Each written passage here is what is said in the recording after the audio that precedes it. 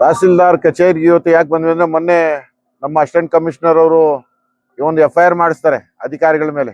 ಅವರು ಯಾರೋ ಮಿಸ್ಯೂಸ್ ಮಾಡ್ಕೊಂಡು ಅವ್ರ ಆದೇಶ ಮಾಡಿಲ್ಲ ಅಂತ ಹೇಳಿ ಅದನ್ನ ಯಾರೋ ಬೇರೆಯೊಬ್ರು ಅವರ ಲಾಗಿನ್ ನಲ್ಲಿ ಒಂದು ಆದೇಶ ಕೊಟ್ಟು ತಪ್ಪಾದೇಶ ಆಗೋಗಿ ಏನೋ ಒಂದು ವಿಚಾರಕ್ಕೆ ರಾತ್ರೋರಾತ್ರಿ ಪೌತಿಕಾತೆ ಆಗ್ತದೆ. ಪೌತಿಕಾತೆ ಆದ ನಂತರ ಆ ಯಾರು ಪೌತಿಕಾತೆ ಆಗಿರೋ ಮಕ್ಕಳು ಬಂದು ಅದ್ರಲ್ಲಿ ಕೂತ್ಕೋತಾರೆ. ಮಕ್ಕಳ ನಂತರ ಅದು ಸೇಲ್ ಆಗತ್ತೆ. ಕೆಲವೊಂದು ಫೈಲ್ಗಳಲ್ಲಿ ಯಾರೋ ಅವರು ಬೇರೆ ಅಲ್ಲೇ ಪಕ್ಕದ ಗ್ರಾಮದವರು ಅವ್ರದೇ ಒಂದು LRF ಹಾಕೊಂಡು ಇವತ್ತು ಅವ್ರವ್ರ ಖಾತೆಗಳೆಲ್ಲ ಅವ್ರು ಕೂತಿದ್ದಾರೆ. ಇವತ್ತೊಂದು ಬೇಡಿಕೆ ಇಟ್ಟಿದ್ವಿ, ನಮ್ಗೆ LRF ಕಾಪಿಗಳಲ್ಲಿ ಏನಿದಾವೆ ಸತ್ಯಾಂಶಗಳನ್ನ ಏನಿದಾವೆ ದಾಖಲಾತಿಗಳೆಲ್ಲ ಬೇಕು ಅಂತ ಕೇಳಿದ್ವಿ. ಎಲ್ಲ ದಾಖಲಾತಿಗಳನ್ನ ಇವತ್ತು ನಮ್ಗೆ ತಹಸೀಲ್ದಾರರು ನಮ್ಗೆ ಕೊಡಿಸಿದ್ದಾರೆ.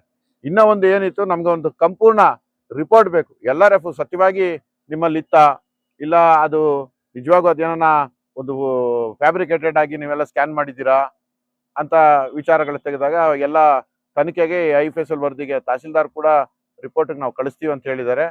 ಅದಕ್ಕೆ ಕೂಡ ಸ್ವಾಗತ ಇದು ಮಾಡಿದ್ವಿ. ಈಗ ನಮ್ಗೆ ಅದೆಲ್ಲ ಸತ್ಯಾಂಶಗಳು ಏನು ಅಂತಂದ್ರೆ, ಇವತ್ತು ರೈತರಿಗೆ ಏನಿವತ್ತು